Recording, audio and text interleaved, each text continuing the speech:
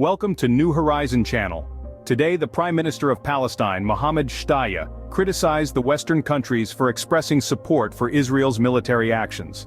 According to AFP, Prime Minister Mohammed Shtayyeh on October 23 stated, "We condemn the statements that provide a license to eliminate people and grant Israel political cover to attack and spread destruction throughout Gaza." Furthermore, the head of the Palestinian government asserted that what he heard from Israeli leaders implied more crimes, violence and displacement when Israel began its ground offensive in Gaza. Prior to this, the Minister of Health for the Palestinian government, Mai Al-Kaila, accused Israel of carrying out an attack on an Ali hospital in an Arabi. A representative of the Civilian Protection Agency in Gaza reported that hundreds of people were killed in this attack, while a health official stated that the death toll had risen significantly. Earlier, the office of the Palestinian Authority President Mahmoud Abbas confirmed in a statement that Abbas had sternly rejected the forced eviction of Palestinians from Gaza, following his call with U.S. President Joe Biden on October 14. The White House summarized the call by stating that President Biden pledged to support the efforts of the Palestinian government to provide much-needed humanitarian assistance to Gaza. President Abbas also told U.S. Secretary of State Anthony Blinken that he opposed the forced displacement of the Palestinian people from Gaza, warning that implementing Israel's evacuation order from the northern part of Gaza would lead to a second Nakba, referring to the removal of 750,000 Palestinians from their land by force between and 1948. On October 23, Israeli aircraft carried out multiple strikes in Syria and southern Lebanon, targeting military positions near the Israeli border. On October 22, Israeli Prime Minister Benjamin Netanyahu warned that if Hezbollah in Lebanon engaged in hostilities, Israel would respond more forcefully than in the 2006. Before that, the leaders of the United States, the United Kingdom, Canada, France, Germany, and Italy issued a joint statement reaffirming their support for Israel and its right to self-defense while calling on all parties to adhere to international humanitarian law, particularly protecting civilians. On October 23, the Hamas movement released 2 Israeli hostages, an elderly woman and her son, at the Rafah border crossing between Gaza and Egypt. These 2 Israeli citizens were released through the active mediation efforts of Egypt. The International Committee of the Red Cross, ICRC, announced that they had created favorable conditions to take these 2 Israeli hostages out of Gaza, emphasizing their readiness to facilitate any future hostage releases, and expressing hope that those released would soon reunite with their families. Previously, Hamas also released 2 American hostages, a mother and her daughter, and they are expected to be reunited with their families soon. President Biden confirmed that they, as well as their families, would receive the support of the U.S. government for their speedy recovery. Over the past period, President Biden has emphasized that his administration is working day and night to secure the release of American citizens held by Hamas. The Israeli Defense Forces have also confirmed the information that 2 American hostages have been released by Hamas and they have been received at the border in Gaza.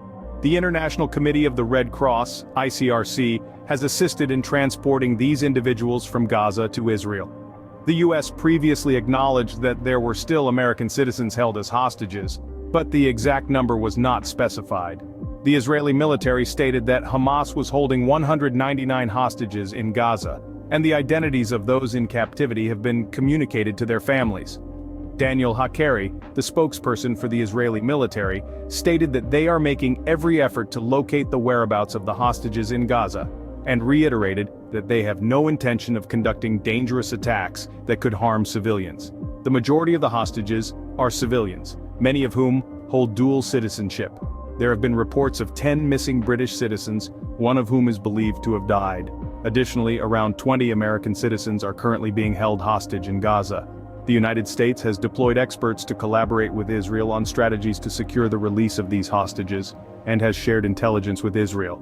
The U.S. is also maintaining a strong defense relationship by providing weapons and ammunition to Israel. The captivity of American citizens by Hamas has posed challenges to Israel's military operation and the situation in Gaza. Israeli Prime Minister Benjamin Netanyahu declared that the Israeli military is preparing for a protracted battle and will fight until they achieve complete victory against Hamas. Netanyahu emphasized that Israel is fighting for its very existence and expressed confidence that they will ultimately emerge victorious. He stated, "This is the moment of struggle against those who are trying to destroy us. Our goal is to achieve total victory, eliminate this organization, and remove the threat it poses to Israel." Netanyahu also asserted that Israel is prepared to retaliate forcefully against Hezbollah if the group attempts to interfere in the Israeli-Palestinian conflict. Meanwhile, Hamas has called on all Palestinian citizens to take up arms and urged Islamic and Arab nations to support them. Slovenia's foreign minister, Anza Logar, recently called for a cessation of hostilities in Gaza, ensuring that no more civilians are harmed, and facilitating the transport of humanitarian aid. He stated this during a meeting of EU foreign ministers in Luxembourg, emphasizing the need for a ceasefire and voicing concerns about the daily needs of Gazan civilians, such as water and food.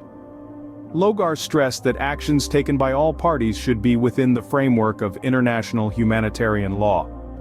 Earlier, the leaders of the United States, the United Kingdom, Canada, France, Germany, and Italy issued a joint statement reaffirming their support for Israel and its right to self-defense, while also calling on all parties to adhere to international humanitarian law, particularly in protecting civilians.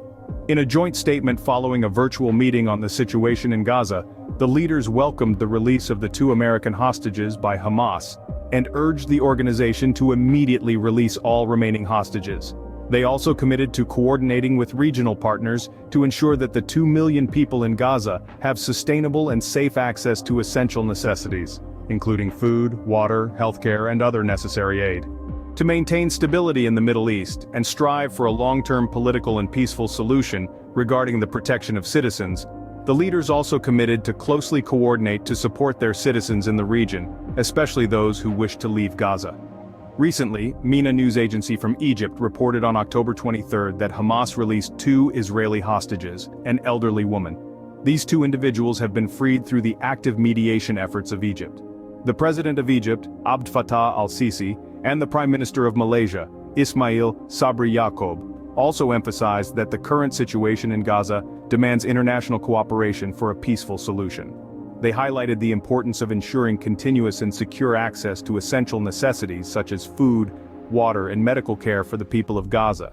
They also discussed various crucial regional and international issues of concern, including counterterrorism. In a recent statement to CNN, John Kirby, the spokesperson for the U.S. National Security Council, also made it clear that Washington's position is that all hostages held by Hamas in Gaza must be released before discussing a ceasefire. He emphasized the message to Hamas to release all hostages as a first step. He stated, "We're not talking about a ceasefire at this point. In fact, we don't think now is the time for a ceasefire. Israel has the right to self-defense. They still have a lot of work to do to root out the leadership of Hamas. We'll continue to support them. Our focus is making sure they have what they need to continue this conflict." Previously, President Joe Biden also called on Hamas to release the hostages before considering a ceasefire. When asked if the White House supports a ceasefire in exchange for the release of hostages, Biden initially said, "We should have a ceasefire." However, he later corrected himself, saying that hostages should be released first. He stated, "We should have a ceasefire, but I'm not going to speak out of school here, but my hope is that we'll see this coming to a conclusion sooner than later." Before that, a senior Israeli official told CNN that there would be no ceasefire in Gaza, and humanitarian efforts were not allowed to interfere with the mission of eliminating Hamas.